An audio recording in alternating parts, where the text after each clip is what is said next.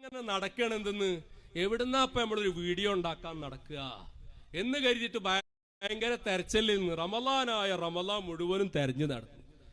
ഇവരിങ്ങൾ എന്തൊക്കെ കൊണ്ടുവരാനിരിക്കുന്നു അതൊന്നും ഞങ്ങൾ പുറത്ത് വിട്ടതിനോ ഇനി വിടാനിരിക്കുന്നതിനോ അതിനെ നേരിടാൻ മാത്രം ഒന്നും ഒരു ചുക്കും നിങ്ങളെ കയ്യിലില്ല.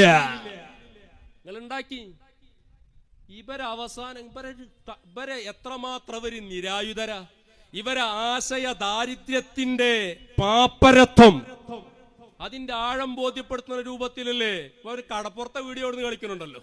കണ്ടില്ലേ നിങ്ങള്? സുബ്ഹാന ജല്ല. ഇവര് നമുക്കൊരു പ്രശ്നമല്ലാന്ന്, ഇവർക്ക് നമ്മള് മടൂറി അറിയില്ല, ഇവര് നമ്മള് മൈൻഡ് ചെയ്യൂലെന്ന്.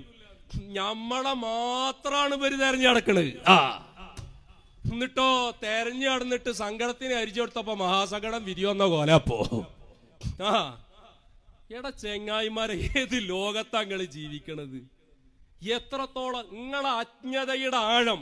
ഒരാൾക്ക് അജ്ഞത ഉണ്ടാവുക എന്നുള്ളത് സ്വാഭാവികമാണ്, പക്ഷെ അജ്ഞതയെ അലങ്കാരമായി കൊണ്ടു നടക്കാൻ പാടുണ്ടോ?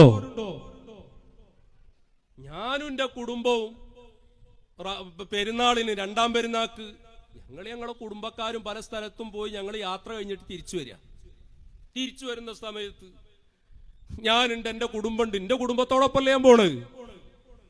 ഞങ്ങള് ചാവക്കാട് ബീച്ചിൽ കടല് കാണാൻ വേണ്ടി ഇറങ്ങി. സുബ്ഹാന ജല്ല ജലാലു. അപ്പൊ അവിടെ കുറച്ച് മൊയ്ലിയാക്കന്മാര്, അപ്പൊ അവിടെ ഏതോ ചെറുപ്പക്കാരായ ചെക്കന്മാരെ തരിപ്പി കയറ്റിട്ട് പറഞ്ഞു, മൂപ്പര് വീഡിയോ എടുക്കുങ്ങൾ. നമ്മളിതൊന്നും അറിയുന്നില്ല. ഈ ചെറുപ്പക്കാരൻ ചെക്കപ്പനക്കൊരു കഥ അറിയില്ല. ഓൻ വന്നിട്ട് മൊത്തം വീഡിയോ എടുത്ത് നോക്കുമ്പോ നമ്മളെ കൂട്ടത്തിലുള്ള ഫാമിലിയും വേറൊരുപാട് പെണ്ണുങ്ങളും ഉണ്ട്. ആ പെണ്ണുങ്ങളെ വീഡിയോ എടുക്കുന്നത് കണ്ടപ്പോ ബന്ധപ്പെട്ടവര് ചെന്നിട്ട് ഈ ചെറുപ്പക്കാരനോട് ചോദിച്ചു, ഞങ്ങളെ ഫാമിലിയുടെ വീഡിയോ എന്തിനെടുത്തെന്ന് ചോദിച്ചു. ഇവൻ കിടന്ന് വറക്കാൻ തുടങ്ങി. തരിപ്പി കയറ്റി വിട്ട ആൾക്കാര് അവരെ മുഖത്തേക്ക് ഇപ്പൊ അങ്ങനെ നോക്കുക. ആ കൊച്ചപ്പാടായ ആളുകളൊക്കെ കൂടി എവിടെയാ വീഡിയോ? ഇവനാകെ പേടിച്ച് ഖറാബായി. ആളുകൾ കൂടി. ആ നാട്ടിലെ മാന്യന്മാരായ ആളുകൾ വന്നിട്ട് ഞങ്ങളോട് പറഞ്ഞു, എന്തെന്ന് അത് പ്രശ്നമാക്കണ്ട, നിങ്ങളതൊരു വിഷയാക്കല്ലേ, ഒരു നല്ല ദിവസമൊക്കെ അല്ലേ എന്ന് വിഷയം പരിഹരിക്കുക, അത് നിങ്ങൾ പ്രശ്നമാക്കൊന്നും വേണ്ട എന്ന് പറഞ്ഞപ്പോ ഞങ്ങളെ മാന്യത കൊണ്ട് ഈ കാണുന്ന പെണ്ണുങ്ങളൊക്കെ വീഡിയോ എടുക്കാൻ ഇതിനെ ഞങ്ങളെ സംഘടനകളെ പഠിപ്പിച്ച് നോളേജ് സിറ്റിയിൽ തുണിയിച്ചിട്ട് ചാടുന്ന പെൺകുട്ടികളെ ഫോട്ടോകൾ നേരിട്ട് കണ്ടിട്ടും മതിയാവാണ്ട് പിന്നെ ഞങ്ങളെ പ്രിയപ്പെട്ട കുടുംബക്കാരെ ഫോട്ടോ എടുത്തിട്ട് അത് രസിക്കാൻ ഞങ്ങളെ പണി. എന്നിട്ട് ഞങ്ങളെ മാന്യത കൊണ്ട് ഞങ്ങൾ വെറുതെ വിട്ടു. എന്നിട്ട് അപ്പൊ അതിന് ഇവരുടെ ജാള്യത മറക്കാൻ വേണ്ടി ചെയ്ത പണിയാണ് എന്ത്? നിസ്കാരത്തിന്റെ കാര്യം. അതിന് ചെങ്ങാതി, ഞാൻ എവിടുന്നാ വരുന്നത്, എങ്ങോട്ടാ ഞാൻ യാത്ര പോകുന്നത് നിനക്ക് തിരിയോ? ഞാൻ എപ്പോ തുടങ്ങിയ യാത്രയാണ്, എത്ര കിലോമീറ്റർ യാത്ര ചെയ്തിട്ടാ ഞാൻ വരുന്നത്, ഇതൊന്നും എനിക്ക് അറിയൂല. അവറ്റകൾക്കൊരു കഥയില്ല. നിങ്ങൾ ആ വീഡിയോയില് കേട്ടില്ല, നിങ്ങള് തൊടുപുഴക്കാരൻ മുസ്ലിയാരാണിത് എന്ന്. അപ്പൊ എന്റെ നാട് ഏതാന്ന് പോലും ഈ പിടിക്കാൻ വന്ന ചെറുപ്പക്കാരനൊക്കെ അറിയൂല. അവറ്റകള് പാവങ്ങള്. അതേസമയം അതിന് തരിപ്പി കയറ്റിവിട്ട മൊയ്ലിയാക്കന്മാരുണ്ടല്ലോ. എന്നിട്ട് അതിനേക്കാളും രസം കേൾക്കണോ നിങ്ങള്? ആ വീഡിയോ കൊണ്ട് കിട്ടിപ്പോയി എന്നും പറഞ്ഞിട്ട് കടന്നു വരികയാണ് വാളക്കുളം. അവന്റെ വാളക്കുളെ ചിത്രമാത്രം വാളയായി മാറിയല്ലോ ചെങ്ങാതി. ഇത് കാള പെറ്റു എന്ന് പറയുമ്പോഴേക്ക് ഒരു ലോഡ് കയറുമായിട്ട് ഇറങ്ങല്ല വാളയങ്ങി. എങ്ങനെയാണ് വാള അങ്ങനെ കാള വെറുവോ? ചിന്തിക്കണ്ടേ. അപ്പൊ അപ്പുറത്തുനിന്ന് കൊട്ടുക്കരക്കാരൻ ഓനും ലോഡ് കയറ്റാൻ പോയിക്കുക, കയറ് മേടിക്ക, ഓനും ഇറങ്ങിക്കുക. എന്നിട്ട് അങ്ങോട്ട് പറയാണ്, സുബ്ഹാനല്ലാഹ്, തൊഴിയൂര് നിസ്കരിച്ചില്ല.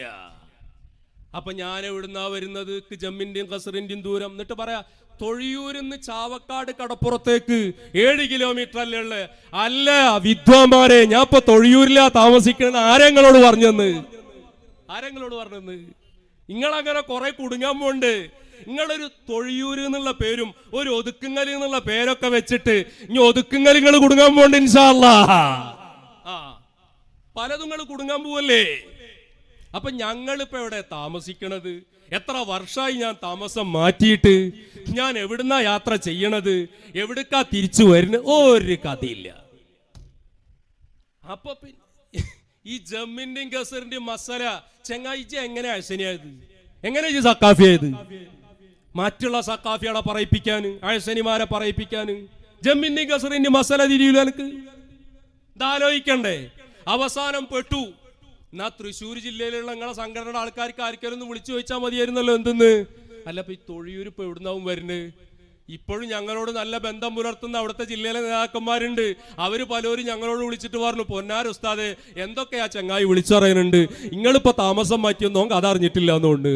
അപ്പൊ പെട്ടപ്പോഴോ അപ്പൊ പറയണ് അങ്ങനെ 132 കിലോമീറ്റർ ഒക്കെ യാത്ര ചെയ്തിട്ടാണ് വരുന്നതെങ്കിലും എന്നാലും അങ്ങനെ സൂക്ഷിക്കണ്ടേ, അങ്ങനെ മുറുവത്ത് സൂക്ഷിക്കണ്ടേ. അത് ശരി. നിങ്ങളാ മറ്റാളുടെ ലൈസുല്ലുലമ നെയ്മറുലുലമായിട്ട് ബോൾ കെട്ടുമ്പോ കന്തൂറൊക്കെ ഇട്ടിട്ടല്ല തട്ടിയിരുന്നത്. അവിടെ നിങ്ങൾക്ക് ഈ മുറുവത്തൊന്നുമില്ലേ? നോളേജ് സിറ്റിയില് നിങ്ങളെ വലിയ മൂപ്പരും മുട്ടിപ്പടിയിലെ മുട്ടിത്തങ്ങള് വേറെയും അതുപോലെ തന്നെ എല്ലാവരും ഇങ്ങനെ ചക്കരിയും ചോറും പോലെ ആണും പെണ്ണും കൂടി കൂടിയിരുന്നിട്ട് ഇങ്ങനെ കസറുമ്പോ അതിനൊന്നും നിങ്ങൾക്ക് മുറുവത്തില്ലേ? എന്താ നിങ്ങൾ മനസ്സിലാക്കിയത്? ചാവക്കാട് ബീച്ച് എന്താ നിങ്ങൾക്ക് സ്ത്രീധനം കിട്ടിയതാ? നിങ്ങളെ തറവാട് വക സ്വത്താ? എന്താ നിങ്ങൾ മനസ്സിലാക്കിയത്? അവിടൊക്കെ വരണമെങ്കിൽ നിങ്ങളെ സമ്മതം വേണമെന്നോ?